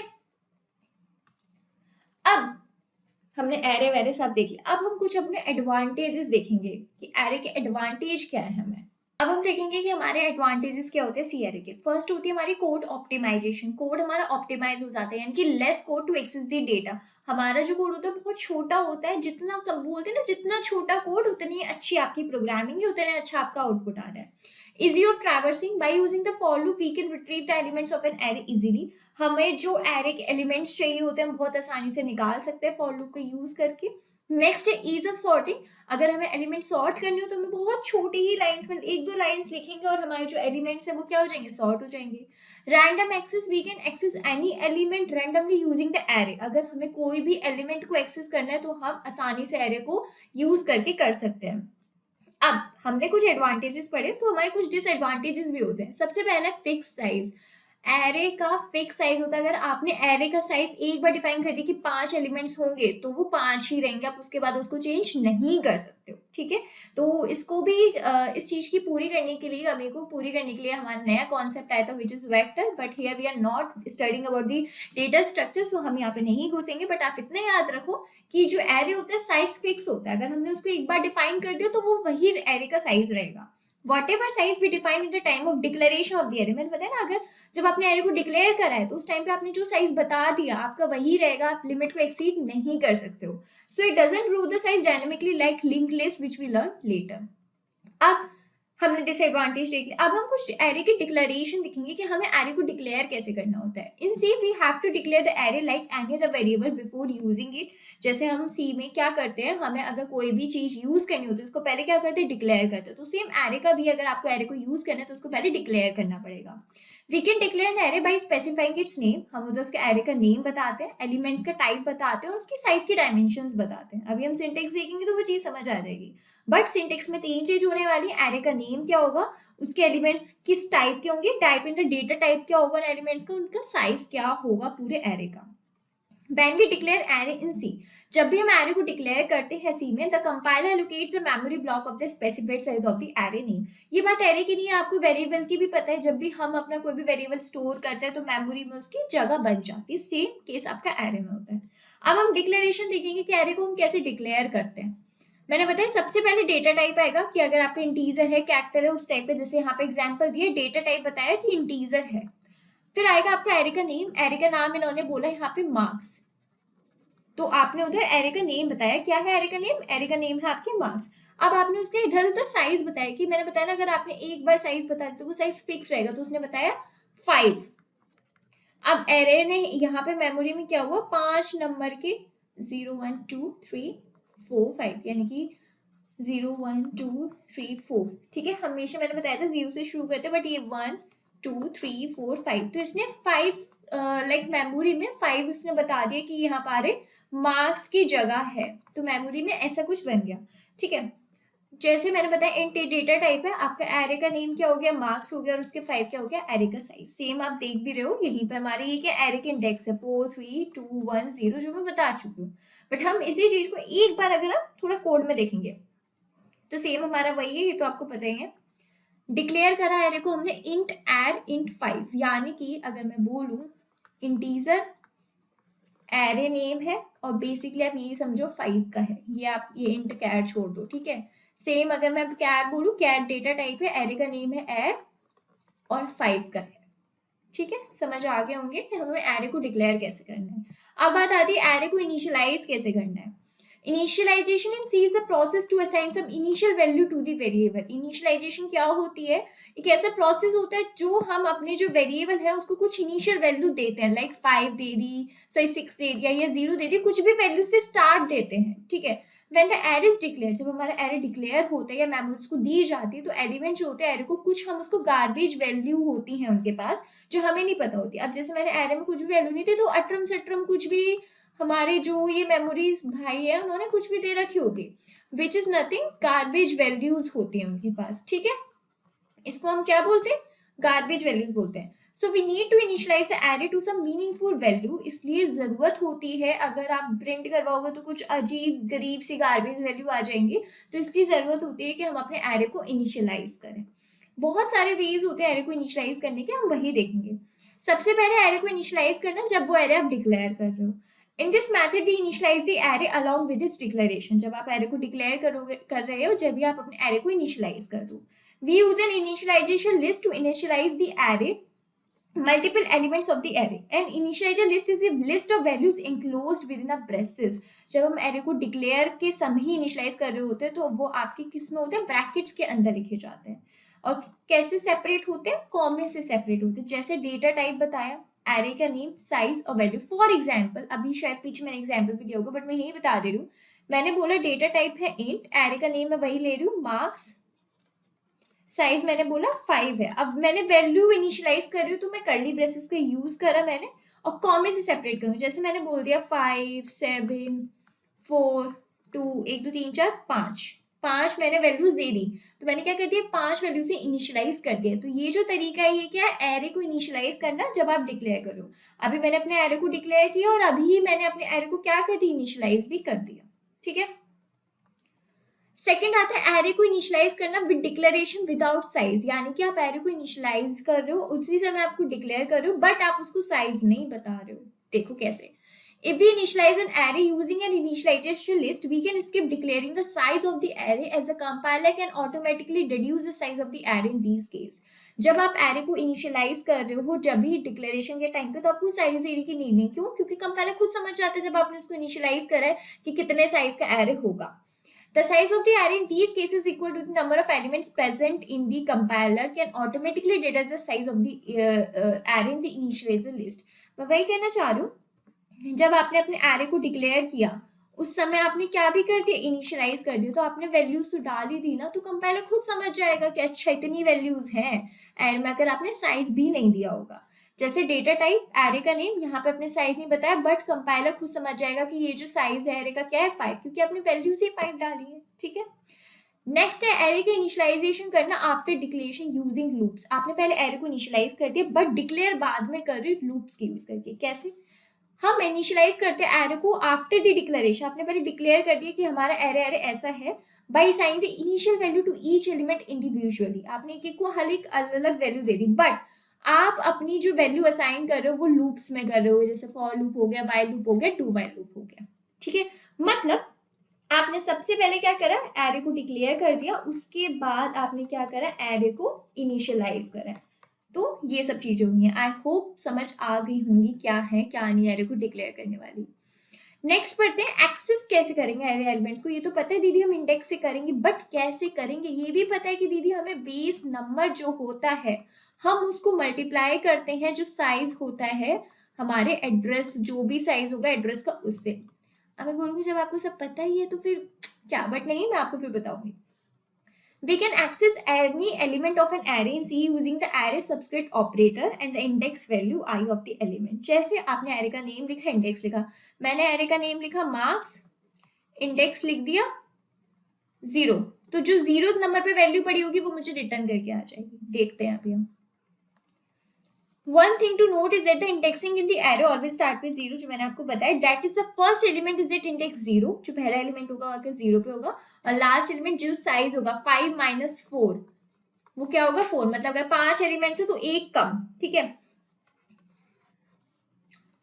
मैं आपको बना के दिखा देती हूँ।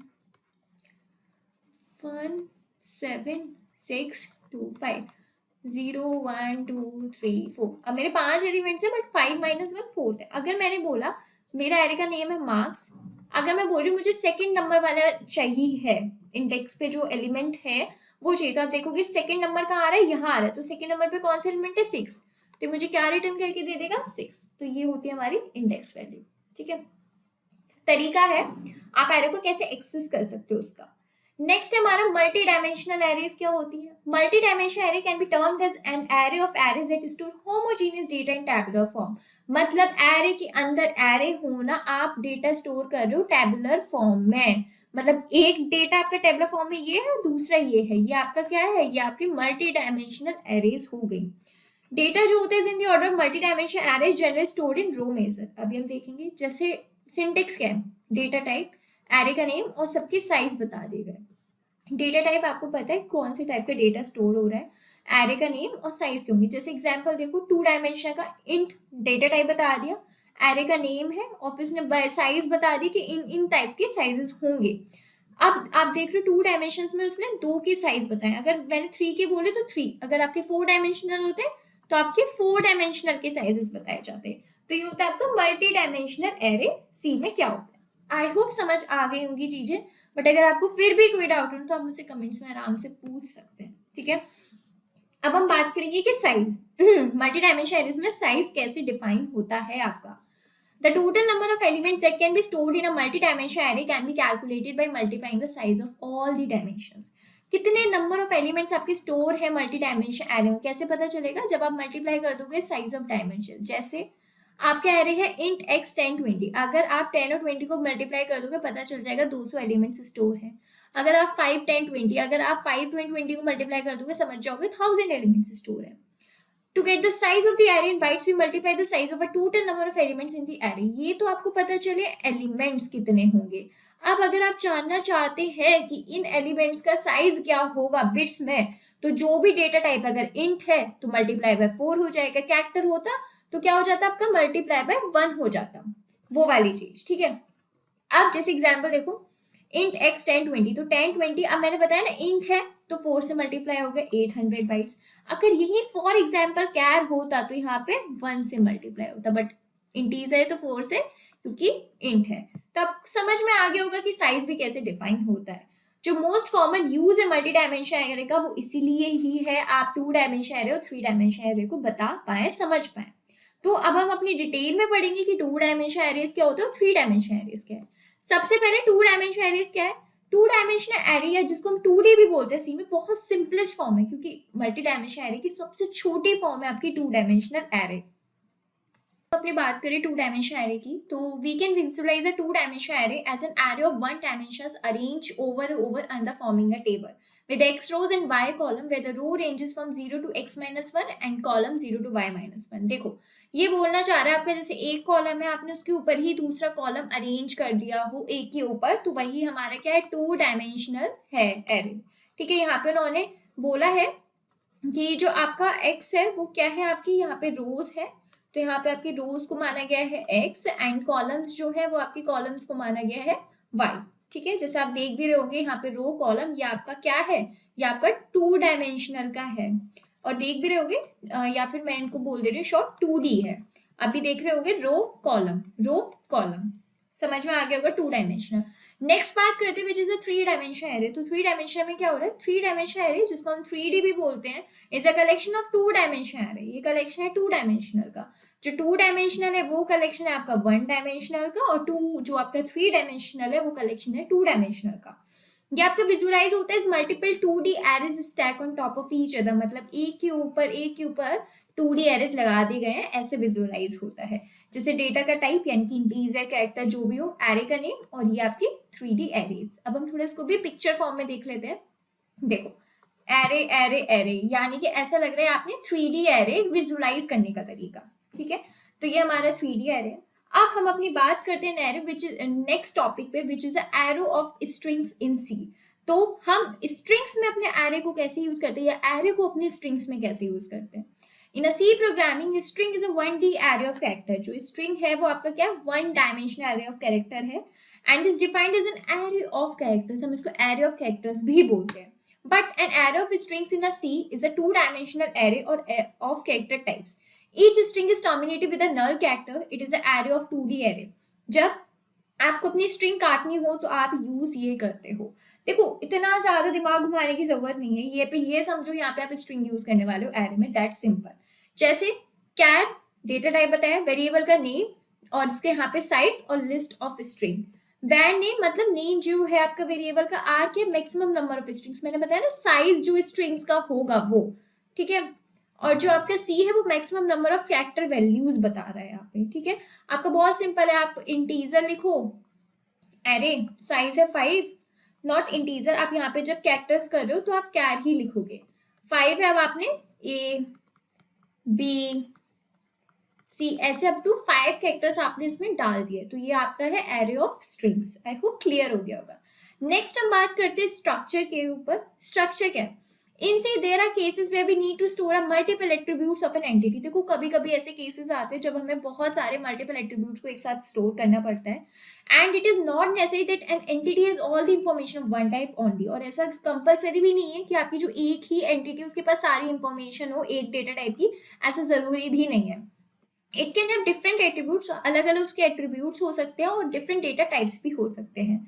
जैसे एग्जांपल एंटिटी है आपकी स्टूडेंट, उसके एक नेम होगा जो कि आपका स्ट्रिंग है, रोल नंबर आपका इंटीजर, मार्क्स आपके फ्लोट होंगे। ये बोलना चाह रहा है अल्टीमेटली कि आपके जो डिफरेंट डिफरेंट एट्रीब्यूट्स होंगे उनके भी डिफरेंट डेटा टाइप्स हो सकते हैं। जैसे मैं स्टूडेंट हूँ तो मेरा जो नेम होगा वो स्ट्रिंग कैरेक्टर डेटा टाइप में आएगा, जो मेरा रोल नंबर है वो इंटीजर में आएगा, जो मेरे मार्क्स है वो फ्लोट में आ रहे होंगे। To store such type of information, आपको ऐसी टाइप की इंफॉर्मेशन स्टोर करनी होती है एंटिटी में, तो आप यूज करते हो थोड़ी अप्रोचेस यूज करते हो। वो क्या है, construct individual arrays for storing names. आप अलग अलग एरे बना रहे होते हो, नेम के लिए अलग एरे बनाओगे, रोल नंबर्स के लिए अलग और मार्क्स के लिए अलग। Then you will use a special data structure to store the collection of different data types. मतलब आपने हर एक एरे बनाया, अब आपको तीनों को साथ लेके आना है, तो आप एक अच्छे से स्ट्रक्चर यूज करते हो जो आपके डिफरेंट डिफरेंट डेटा टाइप्स को भी साथ ला सकता है, which is nothing, it is called structure. हम यही यूज करते हैं। स्ट्रक्चर क्या आपका यूजर डिफाइंड डेटा टाइप है, हम लोगों ने डिफाइन करा है, जो इनेबल करता है to store the collection of different data type. Structure हमें अलाउ करता है कि आपके अगर डिफरेंट डेटा टाइप्स पे, जैसे नेम है हमारा कैरेक्टर स्ट्रिंग्स में आ रहा है, हमारा नंबर जो है हमारे फ्लोट्स में आ रहे हैं, और जो रोल नंबर है हमारा इंटीजर में आ रहा है, तो जो हमारे डिफरेंट डेटा टाइप्स आप उनको एक साथ ला सकते हो, वो अलाउ कौन करता है, स्ट्रक्चर अलाउ करता है। Each element of a structure is called a member. हर एक जो एलिमेंट होता है स्ट्रक्चर को हम उसको मेंबर बोलते हैं। Structure simulate the use of classes and template as it can store various information. जो स्ट्रक्चर्स होते हैं वो यूज करती है क्लासेस का भी एंड टेम्पलेट्स का भी, क्यों, क्योंकि इनके पास बहुत ज्यादा इंफॉर्मेशन होती है। This struct keyword is use to define the structure. हमें अगर स्ट्रक्चर को डिफाइन करना है तो हम स्ट्रक्ट कीवर्ड का यूज करते हैं स्ट्रक्चर में। अब हम उसका थोड़े सिंटेक्स देखेंगे कि कैसे हम उसको यूज करते हैं। ठीक है, हमने, अगर आप देखो, मैं यहीं पे लिख दे रही हूँ, सबसे पहले स्टार्टिंग हुई थी हमारी स्ट्रक्ट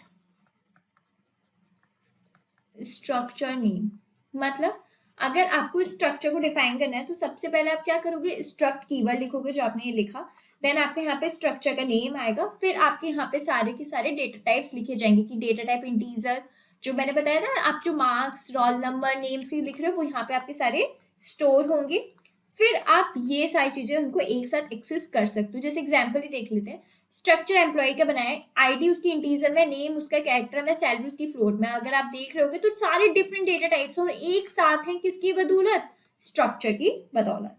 तो आई होप आपको स्ट्रक्चर समझ में आ गया होगा कि क्या होता है। अब हम देखते हैं स्ट्रक्चर के वेरिएबल को डिक्लेयर कैसे करेंगे, ठीक है, वो वाला कॉन्सेप्ट देखते हैं। We can declare a variable for the structure, हम स्ट्रक्चर के लिए वेरिएबल भी डिक्लेयर कर सकते हैं, so that we can access the member of the structure. जिससे हम मेंबर, हमें वेरिएबल डिक्लेयर करनी ही पड़ेगी, क्यों, अगर हमें स्ट्रक्चर में से एक्सेस करनी है कोई भी मेंबर तो हमें पहले उसको डिक्लेयर करना पड़ेगा। अब डिक्लेयर करने के भी दो तरीके हैं, bye using the struct keyword with in the main function, main function के अंदर आप स्ट्रक्ट कीवर्ड यूज करो जब डिक्लेयर करो, या by declaring a variable at the time of defining the structure, या फिर आप जब डिक्लेयर करो जब आप अपने स्ट्रक्चर को डिफाइन कर रहे हो, ठीक है। जैसे पहला वे है, हम डिक्लेयर कर रहे हैं स्ट्रक्ट कीवर्ड की यूज से, ठीक है। हमने स्ट्रक्चर लिखा, एम्प्लॉय लिखा, इंट आईडी कैड नेम, हमने यहाँ पे मेन फंक्शन के अंदर ही बता दिया कि साइज क्या होगा, इंट आईडी है, कैड नेम है, फ्लोट सैलरी है, यहाँ पे हमने सब कुछ उसके अंदर बता दिया। अब हम अपना कोड लिख रहे हैं मेन फंक्शन के अंदर, struct employ E1 E2, the variables E1 E2 can be used to access the value stored in the structure. Here, E1 and E2 can be treated in the same way as the objects in a for in the structure. देखो आपको थोड़ा बहुत ये थोड़ा tough लग सकता है, ये देख दो, यहाँ पे हम एक चीज कर रहे हैं, स्ट्रक्ट कीवर्ड का यूज करा, मेन जो चीज हमने लिखी वो। अब हमने दो वेरिएबल्स बनाए E1 E2 जो कि हम यूज कर सकते हैं मेंबर्स को एक्सेस करने के लिए, इन शॉर्ट, ठीक है। ये तो हमारा पहला तरीका हो गया। दूसरा तरीका क्या था कि हम उसको जब भी बता दें जब हम उसको डिक्लेयर कर रहे हैं, देखा हमने जब भी डिफाइन करा, हमने जब भी बता दिया कि हमारे क्या है, मेंबर्स हैं वेरिएबल्स को एक्सेस करने के लिए। आई होप चीजें समझ में आ गई होंगी, इतनी टफ तो चीजें नहीं होंगी, बट अगर स्टिल आपको लग रही है तो आप मुझसे आराम से पूछ सकते हैं, ठीक है। अब हमें एक्सेस करना है मेंबर्स स्ट्रक्चर के, तो दो तरीके हैं। अभी हमने पहले डिक्लेयर करना सीख लिया, उससे पहले हमने डिफाइन करना सीखा था। अब हम उसको एक्सेस करना सीखेंगे कि कैसे हम उसको एक्सेस कर सकते हैं। दो तरीके के, बाय मेंबर और डॉट ऑपरेटर, जो आप देख रहे हो बाय स्ट्रक्चर, मेन आपका यही है, ये जो आप देख रहे हो ना, ये आपका डॉट ऑपरेटर और ये आपका जो पॉइंटर ऑपरेटर है, यही मेन है, हम इसके थ्रू एक्सेस करेंगे। अब वो कैसे करेंगे वो देखते हैं, ठीक है। वो इतना हमें भी देखने की जरूरत नहीं, बस आपको पता होनी चाहिए, क्योंकि एग्जाम्स में आपसे इतना डिटेल में नहीं पूछा जाएगा, और अगर आपको जानना है कैसे करेंगे तो इसलिए मैं बोल रही हूँ कि प्लीज मेक श्योर आप प्लेलिस्ट एक्सेस कर लें, वहाँ पे मैंने आपको अच्छे से एक्सप्लेन करा विद इन दी कोड। तो यहाँ पे आपकी वन शॉट चल रही है, तो हमें सारे टॉपिक्स कवर अप करने, तो I am covering the important topics and important उसके जो अंदर का कॉन्टेंट है वो, ठीक है। नेक्स्ट टॉपिक है यूनियंस। यूनियंस क्या है? Union is a user defined data type in C language, हम लोगों ने ही इसको डिफाइन करा है, जो कंटेन करता है elements of the different data types. जैसे कि स्ट्रक्चर के होते हैं वैसे ही ये अलग अलग जो डेटा टाइप्स के होते हैं उनको ही करता है, लाइक इसमें भी इंटीजर, कैरेक्टर, फ्लोट, सबको एक साथ लाके ये भी काम करता है। बट इसमें डिफरेंस क्या है? Unlike structures all the members in the C union are stored in the same memory location. Difference ये है, स्ट्रक्चर्स में क्या आता है, जो उनकी मेमोरी एलोकेट हो रही होती है ना वो अलग अलग हो रही होती है, बट यूनियन में क्या है, सेम मेमोरी एलोकेशन है। स्ट्रक्चर में क्या है, स्ट्रक्चर में आपका डिफरेंट मेमोरी लोकेशन, मतलब आपकी डिफरेंट मेमोरी यहाँ पे क्या होगी, लोकेशन होगी, ठीक है। और आपकी जो उसमें होगी यूनियन में क्या है, सेम मेमोरी लोकेशन होगी, जिसकी वजह से क्या होता है, हर एक ही मेंबर स्टोर हो सकता है आपके यूनियन में, यही आपकी मेन खास बात है उसकी। अब यूनियन के डिक्लेरेशन देखते हैं। In this part we can only declare the template of the union, हम सिर्फ टेम्पलेट बता रहे हैं, यहाँ पे मेंबर्स को डिक्लेयर करना नहीं बता रहे हैं। And data types along with the name of the union, no memory is allocated to the union in the declaration. जब हम अपने वेरिएबल्स को डिक्लेयर कर रहे होते हैं तो कोई मेमोरी उनको एलोकेट नहीं की जाती, जब हम उसको उसके अंदर इनिशियलाइज करेंगे जब आपकी वैल्यू डिक्लेयर होगी। जैसे यूनियन को यूनियन उसके नेम से, यूनियन का नेम, डेटा टाइप, सेम है जैसे आपके स्ट्रक्चर का होता है, but keep in mind that we always have to end the union declaration with a semicolon, हमें सेमीकोलन से करना पड़ेगा, यहाँ पे ब्रेसेस से काम नहीं चलेगा, ये चीज आपको याद रखनी है। बट यहाँ पे आपकी ध्यान रखनी कोई भी मेमोरी यूज्ड नहीं होगी। Different ways to define union variable, अब वेरिएबल के भी अलग अलग तरीके, जैसे हमारे स्ट्रक्चर के थे, तो अब हम अपने स्ट्रक्चर वाले के तो देख लिए, अब हम वेरिएबल वाले के देखेंगे अपने। We need to define a variable of the union type to start using union members, अगर हमें यूनियन मेंबर्स को यूज करना है तो हमें यूनियन टाइप के वेरिएबल्स डिफाइन करने पड़ेंगे, same as like this structure. There are two method using which we can define a union variable, दो तरीके हैं जिससे हम यूनियन वेरिएबल को डिफाइन कर सकते हैं, सबसे पहले यूनियन डिक्लेरेशन, दूसरा आफ्टर यूनियन डिक्लेरेशन। तो हम पहले देखते हैं defining union variable with declaration, जब आप यूनियन को डिक्लेयर कर रहे हो, जब भी आप उनके वेरिएबल को डिफाइन करो, जैसे union union name same, like आपको याद आ रहा होगा सेम हमने स्ट्रक्चर का करा है, अगर आप स्ट्रक्चर का समझ गए तो यूनियन का भी सेम ही है, बहुत आसानी से समझ जाओगे। सेकेंड है डिफाइन करने यूनियन के वेरिएबल को आफ्टर डिक्लेरेशन, आपने डिक्लेयर कर दिया, अब आप डिफाइन करो var 1 var 2 var 3 like same as the structure. तो आई होप आप समझ रहे होंगे कि कैसे हमें डिक्लेयर करना है, कैसे क्या करना है। अब बात आती है एक्सेस की, अगर आपको याद होगा हमने स्ट्रक्चर को एक्सेस करने के दो तरीके बताए थे, which is a dot and a pointer operator. But अगर आपको यूनियन को करना है तो we can access the member of union by using the dot operator, सिर्फ आप इधर इसको डॉट ऑपरेटर से ही करते हो, यहाँ पे आप पॉइंटर ऑपरेटर का यूज ही नहीं करते। जैसे आप देख भी रहे हो var 1 dot member 1, where var 1 is a union variable, ये यूनियन का वेरिएबल है, एंड मेंबर 1 क्या है, मेंबर है यूनियन का। तो आई होप अब आपको यूनियन स्ट्रक्चर अच्छे से समझ में आ गया होगा, होते क्या है, कैसे उनको डिक्लेयर करना है, कैसे उनको एक्सेस करना है, सब चीज आपको समझ आ गई होगी। बढ़ते हैं आगे, which is the above method of accessing the members of the union also works for the nested unions, अगर आपके पास एक के अंदर एक और यूनियन डिक्लेयर करा है तो भी आप यूज कर सकते हो। जैसे वेर 1 मेंबर ए, बताना पड़ेगा कि भैया ये हमारा आउटर लूप का है या इनर लूप का है वो, ठीक है। अब जैसे वेर है आपके यूनियन का वेरिएबल, मेंबर 1 है मेंबर यूनियन का, मेंबर ए है मेंबर बी मेंबर 1 का, मैंने बताया ना एक के ऊपर एक वाला, वो हिसाब किताब है। तो यहां तक तो आपको समझ में आ गया। बढ़ते हैं आगे, इनिशियलाइजेशन यूनियन का कैसे होगा। The initialization of union is the initialization of its member by simply assign the value to it, जब आपको इनिशियलाइजेशन करना है यूनियन का तो मतलब है आप उनको मेंबर्स को इनिशियलाइज कर रहे हो, जैसे वेर डॉट मेंबर 1 कुछ वैल्यू दे दो तो आपकी इनिशियलाइज हो जाएगा। But one important thing to note here is that only one value take given instance of time, आप सिर्फ एक बार में सिर्फ एक ही वैल्यू दे सकते हो। अगर आप सोच रहे हो कि नहीं मुझे ये भी वैल्यू दे देनी, मुझे ये भी वैल्यू दे देनी, नहीं, सिर्फ एक बार में एक ही वैल्यू आप दे सकते हैं, ठीक है। नेक्स्ट टॉपिक आता है which is array of structures in C. अब स्ट्रक्चर्स के अंदर एरे का कैसे क्या यूज होना है वो अब हम देखेंगे। When dealing with a large set of related data and different data types, जब हमारे पास बहुत बड़ा डेटा होता है, बहुत डिफरेंट टाइप ऑफ डेटा होते हैं, तो organizing and managing it efficiently is crucial, तो उसको ऑर्गेनाइज करना मैनेज करना बहुत बड़ा काम होता है। तो जो सी प्रोग्रामिंग है कॉम्बिनेशन ऑफ एरेज और स्ट्रक्चर्स का यूज करती है, जो हमारा पावरफुल टूल देता है मैनेज करने के लिए। अब सबसे पहली बात एरे क्या होता है, अब आपको पता चल गया, अभी मैंने प्रीवियस ही एक्सप्लेन करा है स्लाइड्स में, फिर से बता देती हूँ।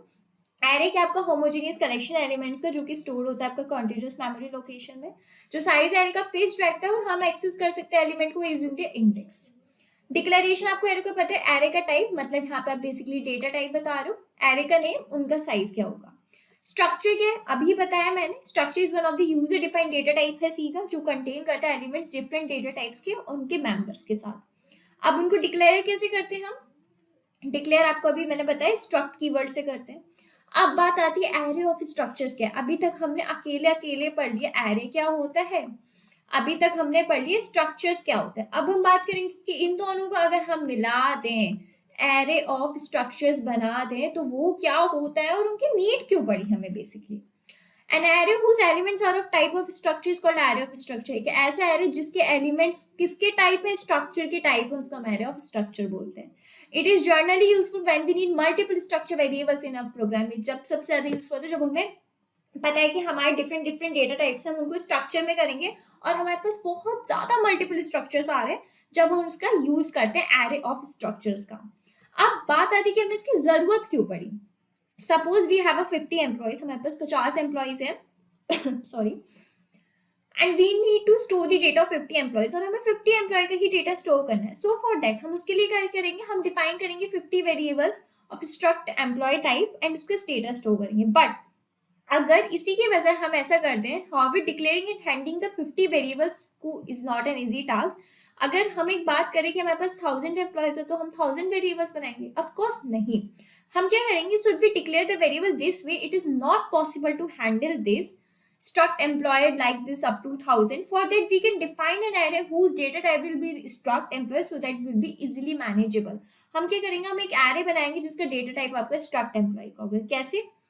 हमने बनाया struct स्ट्रक्चर नेम, array का नेम, नंबर ऑफ एलिमेंट्स.